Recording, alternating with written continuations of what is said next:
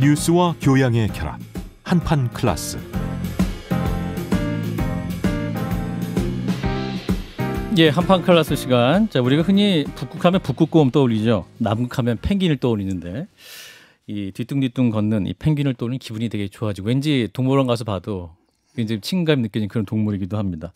근데 이 펭귄 우리가 못 보게 되는 날이 점점 가까우고 있다고 해요. 바로 그 기후위기 때문인데 오늘 펭귄 연구학자를 모시고 우리 펭귄은 왜 이렇게 위기에 처해 있는지 그 펭귄에 대한 이야기 자세히 들어보겠습니다.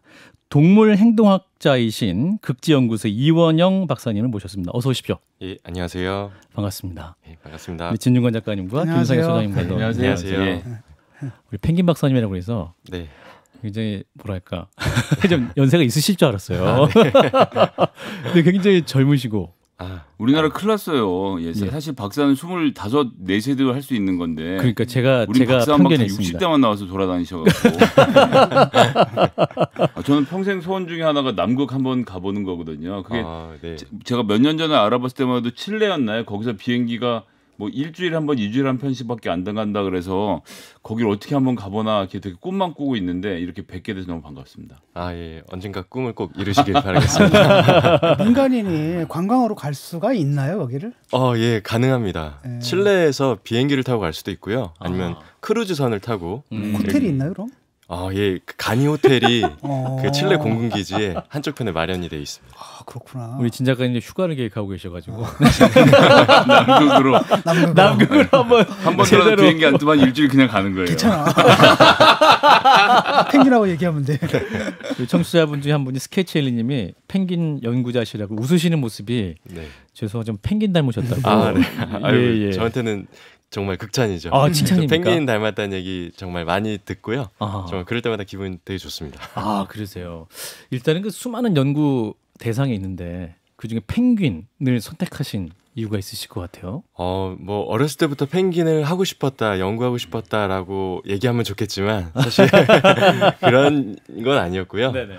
원래 어렸을 때부터 동물을 굉장히 좋아했습니다. 그래서 대학원 때는 원래 까치를 연구했어요. 날아다니는 까치. 새, 그죠? 예, 그리고 박사학위를 마치고 나서 우연히도 극지연구소에서 펭귄 연구할 사람을 찾는다고 하는 소식을 들어서 까치도 날아다니고 펭귄도 비록 하늘을 날진 못하지만 물속을 나는 새라는 점을 어필해서 이제 시작을 하게 됐습니다. 까치와 펭귄 공통점이 좀 검은 친구들이네요. 검은색 바탕에 하얀 점도 있고. 까치다.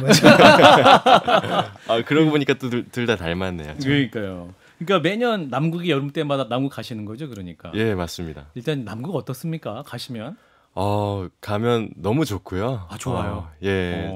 일단 뭐 제가 좋아하는 펭귄을 원 없이 볼 수 있으니까 그것도 좋고 뭐 다른 거 신경 안 쓰고 정말 연구에만 집중할 수 있는 환경이 되기 때문에 정말 열심히 몰두할 수가 있어서 좋습니다. 한 가지 궁금한 게 있는데 왜 펭귄은 남극에만 있어요? 북극에는 왜 없죠? 네. 굉장히 근원적인 질문. 네. 좋은 질문. 예, 정말 저도 많이 받은 질문 중에 하나인데 여기에 대해서 답을 드리자면 간단하게 답을 드리면 펭귄의 조상 때부터 원래 남반구에 잘 적응해온 동물들입니다. 그래서 북극으로 가려면 이제 북반구를 넘어가야 되잖아요. 근데 적도 부근이 이 해류가 흐르면서 이게 마치 베리어처럼 그 작용을 하기 때문에 그 선을 넘어가기가 굉장히 어려운 거죠. 근데 펭귄을 북극에다 갖다 놓으면 거기서 살 수는 있는 건가요? 예, 살 수 있습니다. 정말 노르웨이 사람들이 20세기 초에 실제로 그런 실험을 했어요. 나 같은 사람 있대. 그 북극곰도 남극에 갖다 놓으면 살 수 있을 것 같습니다. 그래요. 뭐 계속 번식을 할 수 있을지 모르지만요. 그렇군요.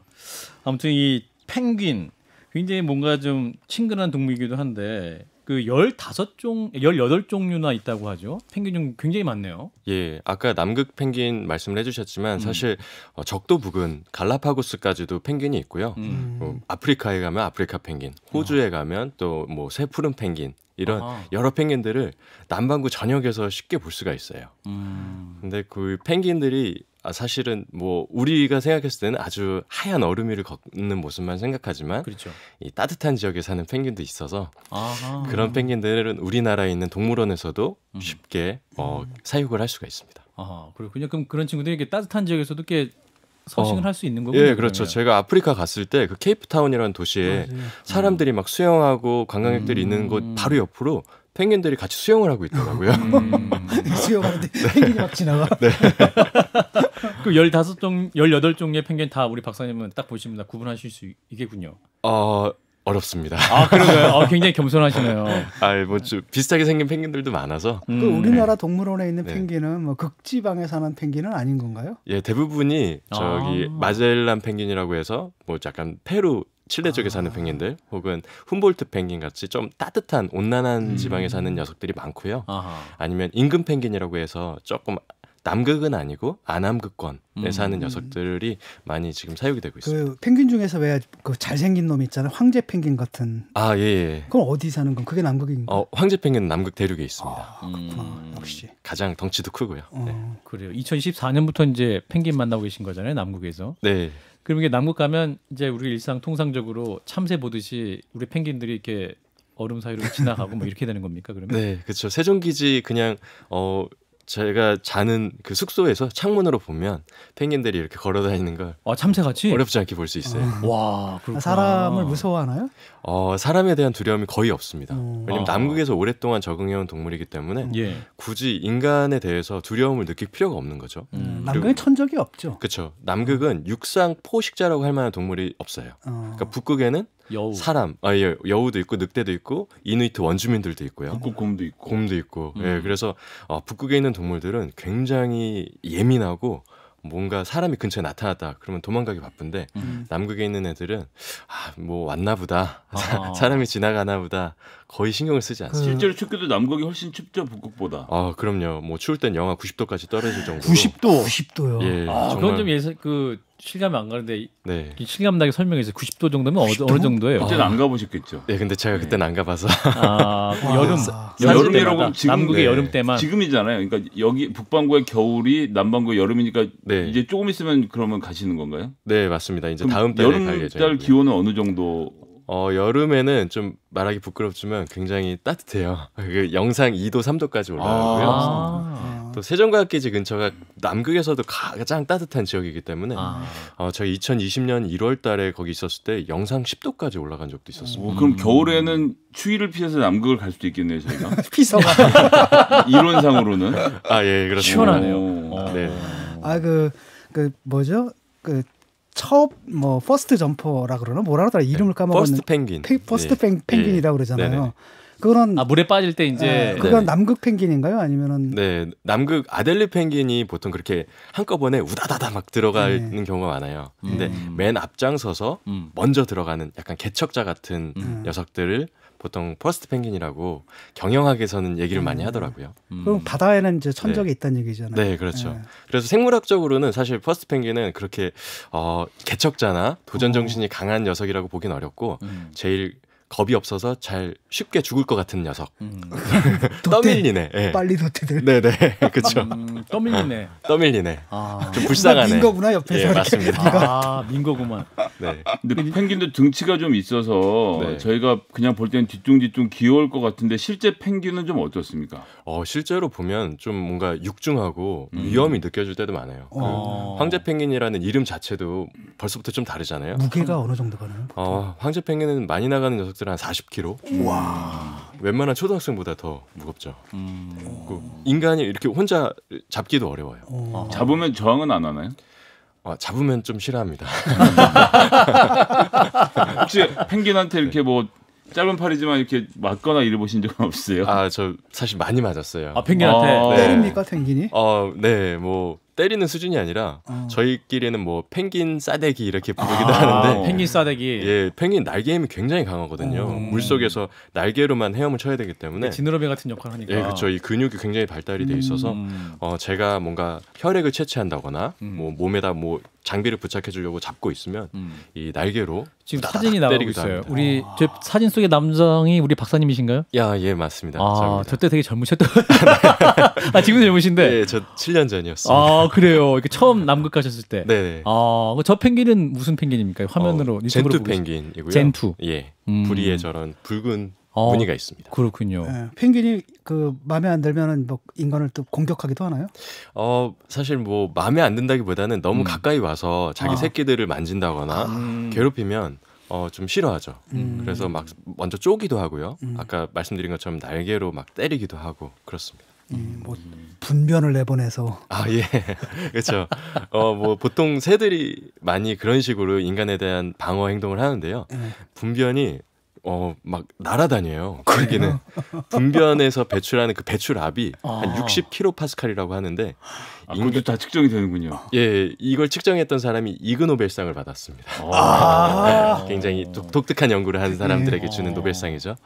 예, 그 분변압이 너무 강해서 한 1m 정도는 쉽게 비행을 해요. 그러니까 제가 이렇게 잡고 있으면 이 분변이 날아오는 걸 자주 목격하기도 하고요. 이게 제 얼굴에 맞기도 하고. 그럼 엎드려서 피하기도 해야겠네요. 네, 막 이렇게 날아오는 거 피하기도 하게 안 되는군요. 우리 진 작가님이랑 김 소장님도 굉장히 이제 질문 많이 하시는데 청취자 여러분도 굉장히 또 질문을 많이 주고 계세요. 예. 다둥이 아빠님은 다큐에서 보니까 날아다니는 펭귄도 있던데 실제로 네. 날아다니는 펭귄도 있습니까? 라는 질문. 저 날아다니는 펭귄이 사실 BBC 그 방송국에서 했던 만우절 장난 영상이었습니다. 그래요? 만우절 장난 영상도 클래스가 달라요. 그래서 뭐 아들리 펭귄이 날아다니는 걸 처음으로 자기네가 찍었다 이러면서 이거를 굉장히 현실감 있게 내보내기도 했었습니다. 만우절이구나. 네. 우리 박사님께서 제대로 좀 교정을 해주셨네요. 예, 우리 실제로 날 수 김현선님 없습니다. 질문도 저도 꼭 물어보고 싶은 거였는데 이런 질문 죄송하지만 펭수는 실제 펭귄의 종류로는 분류가 되는지. 예. 제가 오늘 펭수 갖고 나왔는데. 네. 제가 사실 저 자이언트 펭귄 저 펭수 TV에 한번 출연한 적이 있었어요. 그때도 그 출연진으로부터 그 비슷한 질문을 받았었거든요. 예. 그래서 제가 판단하기로는 황제 펭귄에 제일 가깝지 않을까라는 얘기를 했습니다. 네네. 그렇군요. 남국산이네. 박호열 씨는 아주 치명적인 질문. 박사님이 혹시 펭수인 건 아니시죠? 약간 질문이 출연하셨다 그러시니까. 그러니까 출연만 하신 거고 펭수는 아니신 거죠? 예, 펭수가 저보다 훨씬 크더라고요. 그래요. 펭귄의 뭐 IQ는 어느 정도 됩니까? 지능은? 뭐 인간의 지능처럼 정확하게 측정하기는 어렵겠지만 사람들이 생각하는 것보다는 훨씬 더 뛰어난 인지 능력이 있는 것 같아 보여요. 그리고 제가 현장에서 조사를 할 때 보니까 이 녀석들이 자기를 괴롭혔던 인간과 자기를 괴롭히지 않았던 인간을 어느 정도는 구분하는 것처럼 보였습니다. 현장에서 연구하시면서 네. 우리 박사님도 기억하시는 예, 이 그쵸. 동네 펭귄이 그럼 있었어요. 괴롭히는 쪽이었습니까 아니면? 저는 많이 괴롭히는 쪽이에요. 솔직하시네. 뭐 잡아가지고 네. 피 뽑고 뭐 네네. 하니까. 그래서 제가 어떤 장비를 부착해준 적이 있었는데 장비를 회수해야 되거든요. 근데 한 녀석이 저만 보면 도망 다니는 거예요. 한 100m 밖에서부터 이미 저랑 눈이 마주쳤다. 갑자기 뒤돌아서 바다로 뛰어 들어갑니다. 박사님 알아봤네. 펭귄의 행동에 대해서 연구하시는 것 같은데 연구하시는 분야가 어떤 건지 조금 설명을 간단하게 해주실 수 있겠습니까? 예, 뭐 펭귄을 연구하는 방법이 굉장히 여러 가지가 있겠지만 저는 그 중에서도 행동을 관찰하고 이 녀석들이 어떻게 이런 극한 환경에 잘 적응을 했는지 그런 생태학적인 어떤 비밀을 파헤치는 일을 하고 있습니다. 그게 막 많이 하면 예를 들면 펭귄의 단결력 이런 것들에 대해서 막 책이 나올 수도 있고 이렇겠네요. 그렇죠. 어떻게 그룹을 짓고 얘네들은 왜 모여다니는지 거기에 대한 연구도 하고 있습니다. 그럼 이제 경영학하신 분들은 펭귄과 리더십 해갖고 또 강의를 요청할 수도 있겠네요. 그렇죠. 근데 그분들이 원하는 답을 제가 줄 수 없을 것 같아서 좀 걱정은 됩니다. 펭귄도 사회잖아요. 그렇죠. 그러니까 왜 모여다니죠? 거기서 뭐 예를 들어가지고 누구를 왕따시키거나 아니면 자기들끼리 패싸움을 벌인다거나 뭐 이런 것도 있나요? 예, 제가 한번 관찰한 적이 있었는데요. 펭귄 중에서 어떤 색소가 결핍되면서 멜라닌 색소가 결핍되면서 약간 갈색 털을 보인다거나 아니면 약간 황금색 털을 가진 개체들이 있었어요. 그래서 이 녀석들은 좀 짝을 짓기 좀 어려워 보이기도 하더라고요. 아무래도 짝을 만날 때 이 펭귄들은 이 겉모습을 보고 외모를 보는군요. 그렇죠. 예, 눈빛을 보기도 하고. 문제야. 예. 펭귄도 외모를 보는구나. 네, 맞습니다. 근데 이 때깔이 좀 자기들과 다르고 자기들 판단 기준에 미치지 못할 수 있기 때문에 그런 경우에는 좀 뭐 따돌림이라고까지는 그렇지만 선택을 받기 어려운 점이 있는 것 같습니다.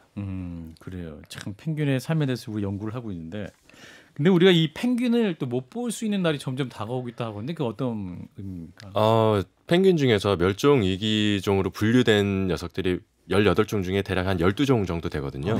다 없어지네. 그 중에서 특히 황제 펭귄은 올해 그 국제 자연 보전 연맹 IUCN에서 정말 멸종 위기로 치닫고 있다라고 해서 새롭게 지정을 하기도 했습니다. 그래서 만약에 지금과 같은 속도로 지구가 따뜻해진다면 한 2100년 즈음에는 전체의 한 90% 정도가 사라질 것이다라는 게 과학자들의 예측이에요. 사실 남극이라는 대륙이 굉장히 크잖아요. 네. 면적 전체만 7, 8%가 넘는 네. 지구 면적에 그렇게 차지를 하고 있고 여기는 지금 어떤 나라도 소유를 하고 있는 데는 아니지 않습니까? 그러니까 제가 엿붙잡고 싶은 것은 인간이 들어가서 펭귄을 괴롭혀서 펭귄이 멸종되는 건 아닌 거죠. 네, 그렇게 그냥 온도 때문에. 네, 직접적인 영향보다는 간접적으로 온도가 증가함으로써 남극의 바다 얼음이 녹고 그리고 바다 얼음이 녹으면서 펭귄이 먹이로 하는 크릴이나 다른 물고기들이 많이 줄어들고 있거든요. 그런 연쇄 작용 때문에 그 펭귄이라는 남극의 상위 포식자가 그 영향을 직격탄을 맞는 거죠. 펭귄이 상위 포식자면 펭귄을 먹이로 하는 종류도 있습니까? 예, 가끔 킬러웨일이라고 부르는 범고래가 잡아먹기도 하고요. 범고래. 또 다른 해양 포유류인 물범, 뭐 표범 물범이나 이런 녀석들이 와서 잡아먹기도 합니다. 근데 펭귄이 더 빠르지 않나? 그거 어떻게 잡아먹지? 그 덩치들이 크잖아요. 보통 이제 그쵸. 덩치가 크면 행동이 느리고. 네네. 근데 또 그 물범들 중에서도 또 수영에 아주 특화된 녀석들이 있어요. 아까 말씀드렸던 표범 물범 같은 녀석들. 그리고 또 범고래는 자기네들끼리 이렇게 짝을 이뤄서 이제 단체로 사냥을 하기도 합니다. 네. 이게 지금 온난화 영향 때문에 남극도 빙하가 좀 녹고 있다 이런 얘기가 있던데 직접 가서 여름에 가시면 좀 보실 기회들이 있나요? 예, 정말 자주 목격을 하고 있고요. 뭐 가끔 조사를 하고 있으면 어디선가 번개 치는 듯한 막 꽝꽝 하는 소리가 들려요. 그래서 딱 그쪽으로 뒤돌아보면 이미 얼음이 확 무너져 있죠. 그래서 보통 빙하가 무너질 때 그런 식으로 천둥 치는 그런 소리가 들리거든요. 그게 지금 사진으로 지금 유튜브로 보고 계신 분들은 이제 빙하의 모습. 예, 지금 사진으로 보이는 지역이 세종기지 바로 건너편에 있는 마리안소만 빙벽이라고 부르는 지역인데요. 예. 여기가 그 빙하 라인이 1년에 약 30m에서 40m씩 뒤로 후퇴하고 있습니다. 그러니까 제가 7년째 이 지역을 가고 있는데 그 사이에 벌써 뭐 한 200m 이상 뒤로 후퇴를 한 거죠. 그러니까 해안 지도가 막 바뀌고 있어요. 저런 모습 보면 실제로 정말 온난화에 영향이 있다라는 걸 피부로 많이 느끼시겠네요. 현장에서. 그럼요. 눈으로 보고 있고 정말 뭐 크릴이 떼죽음을 당해서 뭐 바다로 밀려오는 모습도 해마다 관찰이 되고 있기 때문에 정말 걱정스러운 마음이 많이 듭니다. 그 크릴은 새우를 말씀하시는 거죠? 예, 새우하고는 조금 가까운 친척이라고 볼 수 있는데요. 남바다 곤쟁이목이라고 그러니까 따뜻해지면 하는 이 친구들이 크릴. 못 살고 예. 죽는 건가요? 물이 따뜻해지면? 예, 물이 따뜻해지면 그 크릴이 산란을 하기가 어려워지거든요. 크릴이 알을 낳고 또 크릴도 조그매 보이지만 한 10년 이상 사는 굉장히 장수하는 동물인데 그 크릴이 살아가는 그 산란처가 바다 얼음 바로 아래쪽입니다. 근데 바다 얼음이 줄어드니까 산란을 하기도 어려워지고 이게 계속 성체로 커나가기가 어려운 거죠. 3533님이 굉장히 또 근본적인 질문을 주셨어요. 저희가 이제 펭귄을 걱정하고 있으니까 네. 펭귄이 멸종되면 인류에게 어떤 영향을 미치냐 이런 말씀을 주셨는데 네. 뭐 펭귄이 인간에게 영향을 직접적으로 미친다고 하긴 좀 어렵지만 펭귄이 멸종이 되는 상황이 된다면 아마 인간도 살아가기 굉장히 어려운 환경이 이미 될 거다라는 게 과학자의 예측이에요. 그러니까 펭귄의 위기는 곧 사람의 위기가 될 수밖에 없다라는 것이죠. 맞습니다. 아까 제가 2100년쯤 되면 황제 펭귄의 한 90%가 줄어들 것이다라는 말씀을 드렸는데 지금과 같은 속도라면 사실 인간들이 살아가는 해안 지역도 그 해수면 상승 때문에 많은 부분 이제 물에 잠길 거라고 예측을 하거든요. 올해 나온 IPCC 보고서에 따르면 대략 2100년까지 한 2m까지 상승할 수 있을 것이다라고 지금 내다보고 있습니다. 그 해양 쓰레기도 문제지 않습니까? 남극에까지 영향을 끼치나요? 예, 남극까지 떠내려 오더라고요. 그래요? 네. 그리고 남극에 있는 동물들을 연구하는 사람들이 자세히 들여다보니까 흔히 미세 플라스틱이라고 부르는 그런 플라스틱 조각들이 펭귄이나 다른 해양 포유류에서도 계속해서 검출이 되고 있습니다. 그 박사님도 실제로 연구해 보시니까 그 안에서 플라스틱 예, 뭐 그런 약간 인간이 만들어낸 그런 조각들이 가끔 보이는 때가 있어서 좀 많이 우려가 됐었습니다. 그 아까 전에 저희 뭐 보기도 했고 지금 말씀하신 대로 빙하가 막 무너지고 있다고 하는데 그 소위 말하는 영구 동토라고 하는 한 번도 녹지 않은 땅들이 얼어 있는 상태가 유지가 되고 있는 게 지금 녹고 있는 거잖아요. 네. 박사님 그 말씀 보니까 기후 변화로 인해서 즉 이제 기온이 상승돼서 이 영구 동토가 녹을 경우에는 이 코로나를 능가하는 팬데믹이 올 수도 있다 이런 경고를 하시는데 어떤 내용인지 조금 풀어서 말씀을 좀 해주실 수 있을까요? 예. 그동안 그 동토층 지금 얼어 있는 땅에 갇혀 있던 많은 미생물들이 있거든요. 그러니까 이 안에 되게 옛날 미생물이 아주 뭐 언제 갇혀 있는지 모르는 그런 미생물들이 있는데 최근 들어서 이 동토층이 녹으면서 미생물들이 깨어나고 있다라는 보고들이 속속 나오고 있어요. 그래서 이것들이 그냥 죽어 있는 상태가 아니라 녹으면서 다시 활성을 띠기도 합니다. 그러니까 이게 어떤 영향을 미치기를 판단하기가 굉장히 어려운 거죠. 그래서 제가 북극에 갔을 때 실제로 그 시베리아 동토층에 있는 탄저균이 녹아서 술록의 떼죽음을 일으켰다는 보고도 있었고, 그리고 과학자들 사이에서 술록 연구하는 사람들 좀 조심해라. 좀 우리가 정말 이거 인간한테도 영향을 끼칠 수 있으니까 옮길 수도 있으니까 예, 술록에서 맞습니다. 탄저균이 생화학 살아내로 무기로도 쓰일 수 있는 건데. 네, 탄저균은 대표적인 생화학 무기인 거죠. 이게 그 야생이랑 경계가 불분명해지면서 중국 같은 경우도 그래서 이제 박쥐를 통해서 이게 만나면 안 되는 것들끼리 만나서 이런 병들이 일어나는 건데 지금 이제 말씀하신 대로 하면 영구 동토 속에 있는 그 만나서 안 되는 미생물들을 인간이 만날 가능성이 점점 생기는 거네요. 네, 맞습니다. 남극이 완전히 안전한 동네일 거라고 생각했는데 또 꼭 지구온난화에서는 그렇지도 않군요. 네, 남극이나 북극 같은 그 극지역들이 사실은 많은 가능성을 내포하고 있어요. 이게 뭐 좋은 영향보다는 안 좋은 영향을 끼칠 가능성이 매우 높기 때문에 그런 점들을 과학자들은 많이 우려하고 있습니다. 그 시베리아 동토층 같은 경우에는 그 안에 이제 그 가스가 그 결빙되어 있다가 이게 녹으면서 이게 그 가스가 나온다라는 거 아닙니까? 이러면 이제 그 자체가 이미 이제 글로벌 워밍 때문에 이게 녹는 건데 거기서 이제 가스까지 발생하면 더 심해지고 그렇죠. 이런 얘기를 들었거든요. 예, 그런 식으로 지금 북극이나 남극 지역은 다른 지구 다른 여타 지역에 비해서 그런 순환이 계속 양의 순환, 파지티브 피드백이라고 하는데요. 그런 것들이 지속이 되면서 훨씬 더 온난화의 속도가 빨리 되고 있어요. 그러니까 단순히 뭐 온도가 어느 만큼 올라가서 땅이 녹았다가 아니라 그 녹았던 땅에서 그 작가님이 말씀하신 것처럼 그 메탄가스가 발생이 되고 메탄가스는 다시 온실가스로서의 역할을 하면서 다시 온난화를 가속화시키고 또 얼음이 녹으면서 원래 빛을 반사하고 있던 것들이 사라지니까 흡수율이 더 증가하게 되는 것이고 얼음이 녹으면 또 빛을 반사해 버리니까 네. 이게 점점 더 심해지네요. 그럼. 네, 점점 더 가속화될 거라는 게 이제 과학자들이 우려해요. 박사님 까치 연구하다가 펭귄 연구하는 것도 굉장히 우연한 일이었는데 이제는 기후위기 전도사로까지 가시게 되는 과정도 펭귄을 지키기 위한 펭귄의 아버지로서 예, 뭐 아버지인지는 모르겠지만 사실 펭귄들이 싫어하는 삼촌 존재라서 네, 우울해지네요 이거. 네, 정말 이 우울감을 저도 많이 느끼는데요. 사실은 북극 원주민들은 여기에 대해서 정말 심각하게 받아들이고 있어요. 기후 변화. 네, 그래서 최근에는 정말 기후 우울증 혹은 기후 슬픔, 생태 슬픔이라는 용어까지 등장을 했거든요. 정말 그 원주민, 그 이누이트 원주민들은 자기들이 계속해서 수천 년 동안 내려오고 있던 문화를 완전히 잃어버릴 위기에 처해 있어요. 이를테면 어떤 게 있을까요? 예를 들면 그린란드에 사는 원주민들은 대대로 이제 물범을 잡아다가 이제 쟁여놓으면서 이제 손님들이 오면 대접하기도 하고 김장같이 네, 그렇죠. 그런 걸 먹는 그런 식생활이 있었는데 점점 물범을 사냥하기가 어려워지니까 그런 문화를 아예 포기해야 되는 지경에 이르기도 하고요. 그리고 계속해서 이제 내려오던 이제 어떤 그런 의복 같은 것도 많이 바뀌게 되고요. 남극에는 원주민은 없죠. 예, 남극에는 사실 사람이 살아가기가 어려운 게 남극의 겨울이 너무너무 혹독하기 때문에 남극은 사람이 들어간 역사가 아무리 길게 잡아도 한 100년, 200년 정도밖에 되지 않습니다. 아니 근데 이해가 안 가는 게 지구가 있으면 하나는 북극에 하나 남극인데 왜 남극이 북극보다 왜 더 추운지.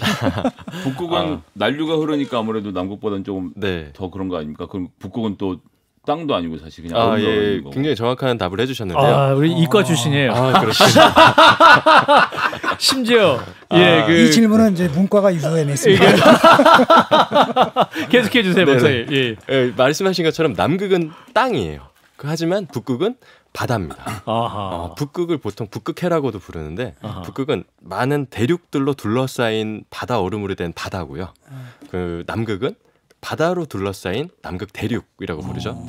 그 땅으로 되어 있기 때문에 땅은 쉽게 얼고 쉽게 뭐 따뜻해지고 그러죠. 근데 그럼 북극 자체가 없어질 수 있는 거 아닙니까? 나중에 얼음이 다 사라지면? 그렇죠. 지금 북극점을 예전에는 얼음 위에다가 표시해 놓고 했었는데 만약에 지금과 같은 속도라면 한 2050년 즈음에는 여름철에는 아예 바다 얼음이 완전히 사라질 수 있기 때문에 그냥 부표 같은 걸 띄워놔야 될 수도 있어요. 깃발이 물에 둥둥 떠다니겠네. 그러네요. 맞습니다. 옛날 그 북극 탐험대들에 이제는 막 수영해서 가야 되겠네, 여름에 가면. 그렇죠. 뭐 배 타고 가든지 뭐 이렇게 해야겠죠. 그래요. 자, 남국생활 얘기하시니까 우리 청취자 여러분 까치님이 극지연구소의 1층에 체험장 아직도 있나? 이분 가보신 분이네요. 그러게요. 예, 아직 있습니다. 어떤 체험장입니까, 1층에? 가면은 뭐 북극곰 박제도 있고요. 뭐 펭귄 박제들도 있고 또 남극 탐사대들이 이제 초반부터 지금까지 계속 이제 저희들이 입고 지냈던 그런 옷이나 뭐 장화 이런 것들이 전시가 되어 있습니다. 그래요. 또 주강성님은 남국지 기지에 화재가 났던 연구소가 있던 걸로 기억을 하는데 이제 예. 복구가 됐는지요라고. 예, 아마 브라질 기지로 기억을 하는데요. 예. 그때 아마 우울증을 앓았던 어떤 대원이 일부러 방화를 했다고 들었어요. 아, 그래요. 그럼 이 기지는 겨울에는 다 폐쇄를 하나요? 그런 하계 기지도 있어요. 그러니까 여름철에만 운영을 하고 겨울철에는 아예 우리 문 닫자라는 기지들도 많이 있지만 한국에서 운영하는 세종과학기지랑 장보고과학기지는 1년 내내 운영이 되고 있습니다. 그럼 영하 90도일 때는 밖에 나갈 수도 있나요? 나가기가 90도에서 나가는 건 어떤 어렵겠죠. 기분인지 알 수가 없어요. 네. 아니 그 전방에 있을 때 영하 20도만 되니까 라이터가 안 켜져요. 얼어가지고. 군대 얘기 나왔습니다. 네, 영하 17도인 경기 북부는 조용히 하고 있겠습니다. 그 펭귄 연구하시면서 이제 전문 연구자이신데 이게 연구자로서 또 연구하시다 보니까 이건 내가 펭귄에 대해서 좀 잘못 알고 있었구나 이런 부분도 발견하신 부분이 있었을 것 같은데. 예. 우리가 몰랐던 펭귄에 대한 이야기. 네, 아까 뭐 얘기가 좀 나온 것도 있지만 제가 처음에는 펭귄이 아무래도 뭐 뒤뚱뒤뚱 걸어다니는 모습도 굉장히 우스꽝스러워 보이고 그냥 단순히 귀여울 거다. 우리 인간이 갔을 때는 왠지 인간을 두 팔 벌려 환영해 줄 것 같은 그런 기분이었어요. 근데 제가 막상 그 번식지에 딱 들어가니까 막 저를 굉장히 경계하고 있더라고요. 그리고 제가 혈액을 뽑을 때마다 막 저를 때리고 이런 모습을 보면서 맞다, 이 펭귄도 야생동물이었지 하는 깨달음이 갑자기 오더라고요. 그렇죠, 야생동물이죠. 네, 예. 이 남극이라는 야생에서 굉장히 오랫동안 적응을 해온 동물인데 저는 진짜 다분히 인간적인 관점에서 펭귄은 뭐 귀여울 거야. 인간이 다가가면 뭐 우리가 우쭈쭈 하면서 뭐 우리가 뭔가를 해줄 수 있어라는 좀 안 좋은 생각을 했던 것 같습니다. 펭귄은 한 번에 알을 하나씩만 낳죠? 황제 펭귄은 1개를 낳고요. 나머지 종들은 대부분 2개의 알을 낳습니다. 한 번에 2개. 네네. 보니까 뭐 영화 다큐멘터리 같은 거 보면 이제 아빠랑 엄마랑 같이 번갈아 가면서 품기도 하고. 네네. 뭐 그럽니까 진짜? 네, 맞습니다. 그래서 펭귄은 암수의 역할이 굉장히 비슷해요. 그래서 겉으로 봤을 때 암수가 잘 구분이 안 되는 경우도 많고요. 알을 낳는 건 물론 암컷이지만 알을 품어주는 건 수컷도 하고 암컷도 합니다. 육아를 같이 하는군요. 그러니까. 예, 공동육아. 왜냐하면 사냥은 나가야 되잖아요. 네네. 둘 중에 한 명은 나가야 됩니다. 그럼 사냥도 마찬가지로 암컷, 수컷이 번갈아 가면서 하고 육아도 번갈아 가면서 하고. 예, 굉장히 이상적인 형태를 잘 유지하고 새끼는 있네요. 어떻게 먹입니까? 젖을 먹이는 건 아닐 테고. 예. 그러니까 그 생선 크릴. 물고기를 잡아다가 또는 크릴을 잡아다가 입에다 이렇게 주나요? 네, 위에 잔뜩 담았다가 이걸 조금씩 뱉어줘요. 양육 장면이 나오고 있어요. 화면에. 예. 지금 턱근 펭귄인데 저 턱근 펭귄은 보통 몸무게 한 3kg 정도 나가요. 근데 한번 바다에 나갔다 들어오면 한 4kg에서 5kg까지 몸무게가 엄청 늘어납니다. 배 먹이를 가득 싣고 배가 볼록 나와 있는 게 보여요. 뒤뚱뒤뚱하면서 온 다음에 그 위가 굉장히 신축성이 좋기 때문에 여기에 잔뜩 담아왔던 거를 조금씩 이제 새끼들한테 주는 거죠. 새끼들은 번갈아 가면서 계속 그 어미와 아비한테 먹이를 달라고 조르면서 그걸 받아서 먹으면서 뭐 처음 태어났을 때 한 100g인데 한 달만 지나면 어미 아비만큼 금방 커 나갑니다. 한 달 만에. 네. 언제 독립하나요? 이제 대략 분가하거라. 한 달 반 정도 지나면 이제 둥지를 떠나기 시작하고요. 오. 그리고 보통 이 녀석들이 한 12월 중순쯤 깨어나는데 한 2월 중순쯤 되면 거의 이 성체들과 이 새끼들이 분리가 됩니다. 그리고 성체들은 성체끼리 따로 이제 이동을 하고 새끼들은 새끼들끼리 따로 이동을 하고. 그 세대별로 따로. 네, 나이에 따라서 나눠집니다. 세대 갈등이 있구나. 배슬기님이 공동 육아라니 인간이 배우겠네요. 자연의 답이 있었습니다. 이런 말씀. 예, 그렇죠. 좀 뭐 굳이 저는 뭐 동물한테 인간이 배워야 돼 이런 생각을 하진 않지만 그런 모습을 보면 좀 겸허함을 느끼기도 해요. 겸허함. 네. 좋은 질문이 들어왔는데 펭귄도 조류 독감에 걸리나요? 가능성이 있습니다. 네. 그러니까 질병은 있나요, 거기? 그렇죠. 펭귄한테서도 그런 독감 바이러스들이 검출이 되는 사례가 있어요. 그리고 뭐 펭귄뿐만 아니라 까치들도 조류독감에 걸리고요. 제가 연구했던 그 관악산에 있던 까치들도 조류독감이 검출이 됐다는 보고들이 꽤 나오기도 했습니다. 그렇군요. 병이니까요. 그러니까 사람이 감기 걸리듯이 그렇죠. 동물도 이제 네네네. 감기 걸리는. 감기 남극에 걸립니다. 혹시 그 펭귄 병원은 있나요? 펭귄 병원은 없고요. 그 연구 구역 네. 같은 경우는 나라마다 연구소가 있는데 네. 그런 경우는 같이 그냥 뭐 협약을 해서 쓰는 건가요? 뭐 그런데 따로 제약은 없나요? 그러니까 갈 수 있는 제약 지역에 대해서 서로 뭐 양해를 한다거나 규제를 한다거나 이런 게 있나요? 뭐 규제까지는 아니지만 암묵적으로 이 기지 근처에 있는 곳은 그 기지 연구자들이 보통은 하게끔 서로 이해를 하고 있습니다. 뭐 근데 사실 남극 기지를 운영하는 국가가 그렇게 많지가 않아요. 뭐 손에 꼽을 정도밖에 되지 않기 때문에 뭐 굳이 여기 뭐 남이 하고 있는 데를 굳이 저희가 들어가서 할 필요까지는 없거든요. 안 그래도 할 때 많기 때문에. 다른 나라 연구소끼리 교류도 네. 하시고 만나기도 예. 그래서 하니까. 오히려 그 교류를 하면서 우리 데이터가 이만큼 쌓였는데 너희 데이터랑 우리 같이 연구를 같이 해보자. 예. 이런 식으로 공동 연구 제의들을 많이 하는 편입니다. 그렇군요. 그 어쨌든 펭귄이 없어진다는 거 아닙니까? 네. 대책을 세워야 되는데 최근에 주요 20개국 정상들이 모여서 세계 평균 기온 상승을 1.5도 이내로 제한하자. 이렇게 뭐 합의를 했거든요. 근데 이거 네. 믿어도 되는 겁니까? 믿기 힘든 것 같아요. 네. 그래요? 정말 예전 파리 기후 협약이 체결됐을 때까지만 하더라도 사람들이 굉장한 기대를 가졌습니다. 그때 대부분의 국가들이 전폭적으로 지지를 하면서 우리 열심히 이걸 이행해 나가자라고 했었는데 미국 대통령이 그때 트럼프 대통령이 당선이 되면서 아예 바로 탈퇴해 버렸거든요. 펭귄의 적이야. 네. 그래서 지난 사실 미국 대선을 저는 보면서 이거는 어떻게 보면 그 기후 위기에 대한 어떤 심판론이 작용할 수도 있겠다라는 생각을 했어요. 그래서 바이든 대통령이 당선이 되자마자 가장 첫 번째 했던 일이 다시 파리 기후 협약에 재가입한 거였습니다. 그러면 이제 지금 말씀하시는 대로 하면 근데 우리나라는 사실 대선에서 아직 환경이라든지 기후 변화라든지 이런 것들이 별로 영향을 미치지 못하고 있는 것이 또 사실이잖아요. 뭐 지식인들이라든지 네네. 언론을 중심으로 해서 문제 제기를 하고 있는데 그 대선 후보들이 좀 뭐 공약들 조금씩 내놓고 정당마다 이야기하고 있는데 박사님이 보시기엔 좀 평가하면 점수를 좀 어떻게 주실 수 있을까요? 탄소 중립 얘기도 요즘 정부가 하고 있긴 합니다. 탄소 네네. 얘기 뭐 예. 그렇죠. 지금 현 정권 들어서 사실 굉장한 진전을 이뤘다고 평가하는 사람들도 많이 있어요. 하지만 좀 자세히 들여다보면 구체적인 행동, 그러니까 뭐 탄소 중립을 선언을 하긴 했지만 그래서 구체적으로 어떻게 무엇을 해서 현실성 있게 이걸 우리가 이뤄 나갈 것인지에 대한 그 구체성이 좀 떨어진다는 또 판단들도 많거든요. 그래서 저희가 좀 앞으로 이런 것들이 좀 필요하지 않을까 하는 생각이 들고요. 지금 대선 후보들이 내놓는 공약들을 저도 조금 살펴보긴 했는데 예. 여전히 많이 미흡하다는 생각이 듭니다. 아까 말씀드린 그런 구체성 면에서는 현 정권에서 내놓은 그런 탄소 중립 정책에서 조금 더 나아가진 못하고 박사님 있는 것 같아요. 제안을 주신다면 좀 이런 방향으로 해야 된다 이렇게 좀 네. 가르침을 뭐 가르침까지는 아니지만 다른 유럽이라든지 좀 뭐 특히나 독일 같은 국가들은 이런 녹색 정책을 내놓는 당들이 정말로 이 메이저 정당으로 들어가기도 하잖아요. 그래서 그런 정당에서 내놓는 아주 강력한 규제 정책, 예를 들면 휘발유나 경유차 언제까지 퇴출 이런 식으로 뭔가 강력한 규제 정책을 내놓지 않으면 그냥 권고사항 혹은 뭐 전기차에 대해서는 우리가 얼마나 지원을 해주자 이 정도의 뜨뜻미지근한 정책으로는 강력한 변화를 만들어내기는 어려운 것 같습니다. 네, 우리 교수님, 박사님이 굉장히 온유하게 말씀하시는데 뜨뜻미지근한 걸로는 안 됩니다라고 해서 내용상으로 굉장히 강한 내용을 말씀해주고 예. 계세요. 듣고 계신 현대자동차 관계자들이 뜨끔하셨겠어요. 아니 우리가 이제 생활에서 실천할 수 있는 이런 건 좀 있나요? 있습니다. 네. 저도 사실 펭귄을 연구하면서 그 고민을 많이 했어요. 내가 펭귄을 위한다고 펭귄을 보호하겠다고 연구를 하고 있는데 과연 내가 하고 있는 연구가 어떻게 펭귄한테 도움이 될까? 뭐 생각해보니까 별로 큰 도움이 안 될 것 같은 거예요. 도움이 된다 해도 너무 오랜 시간이 걸릴 것 같고. 예. 그래서 제가 개인적으로 뭘 할 수 있을까를 고민하다가 일단 식생활부터 바꿔야겠다는 생각을 했습니다. 예.